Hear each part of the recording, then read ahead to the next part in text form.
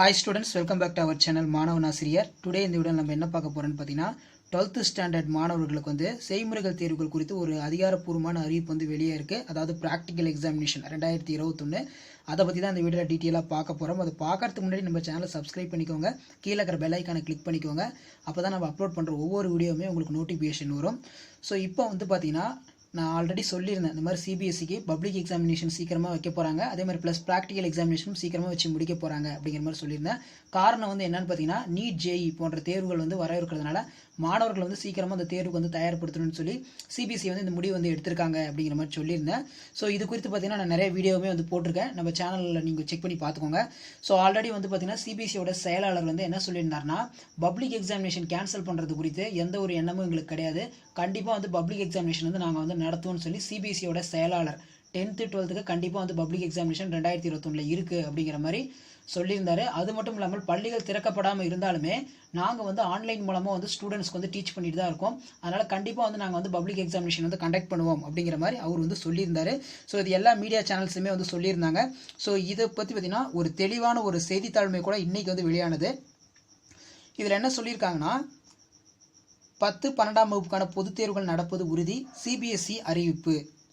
10 மற்றும் 12ஆம் வகுப்புக்கான பொதுத் தேர்வுகள் நிச்சயம் நடைபெறும் எனவும் தேர்வு அட்டவணை விரைவில் வெளியிடப்படும் என்று சிபிஎஸ்இ செயலாளர் சொல்லியிருக்காரு.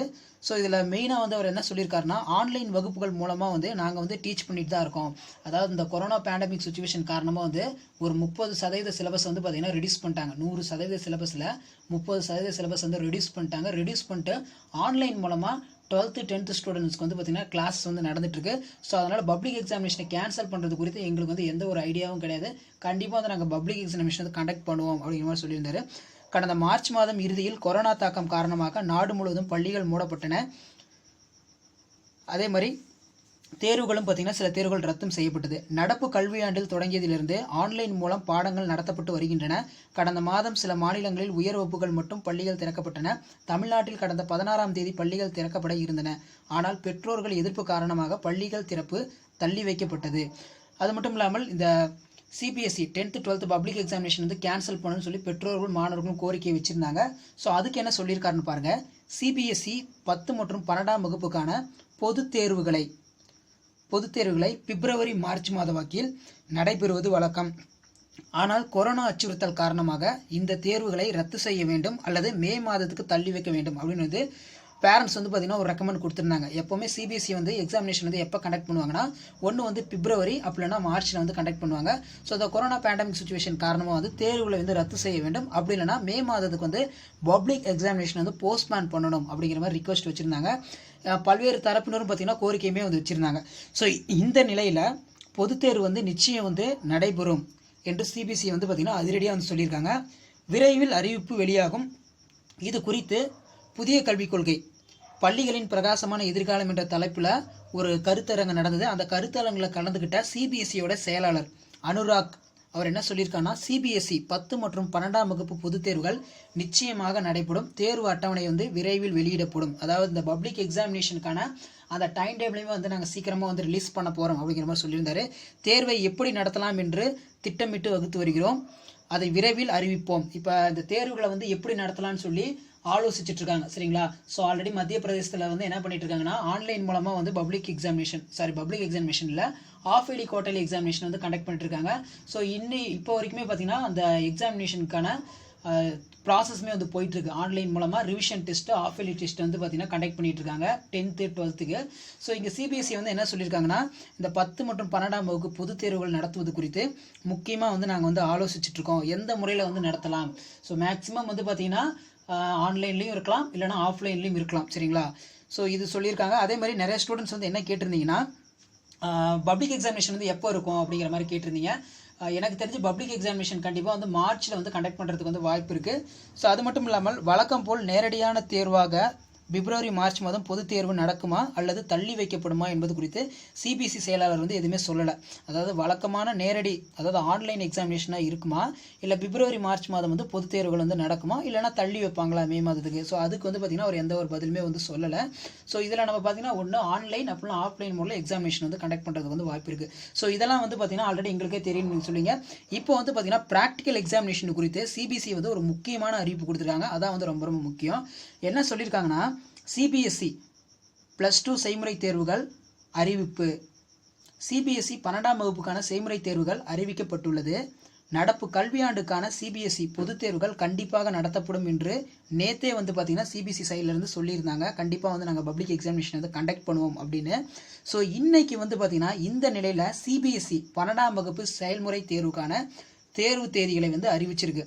வரும் 2021 ஜனவரி 1 முதல் பிப்ரவரி 2ஆம் தேதி வரை செய்முறை தேர்வுகள் வந்து நடைபெறும். அதாவது ஜனவரி 1 முதல் பிப்ரவரி 8ஆம் தேதி வரை செயல்முறை தேர்வுகள் வந்து நடைபெறும். ப்ராக்டிக்கல் எக்ஸாமினேஷன் வந்து நடைபெறும். இது யாருக்குன்னா 12th ஸ்டாண்டர்டுக்கு வந்து நடைபெறும் அப்படிங்கிற மாதிரி சொல்லியிருக்காங்க.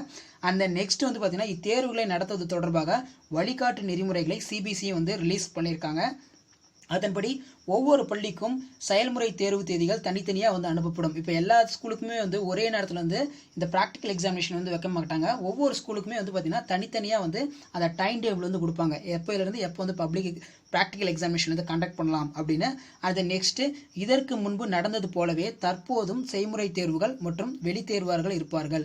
ஸோ இந்த ப்ராக்டிக்கல் எக்ஸாமினேஷன் பொறுத்த வரைக்கும் ஸ்கூலில் நடக்குது பார்த்தீங்களா, அதுக்கு வந்து பார்த்திங்கன்னா வெளியிலேருந்து எக்ஸ்டர்னல் தான் வந்து வருவாங்க. எக்ஸ்டர்னலும் மார்க் போடுவாங்க, இன்டர்னலுமே வந்து மார்க் போடுவாங்க. ஸோ வெளியில இருந்தால் வந்து ஸ்டாஃப் வந்து வருவாங்க.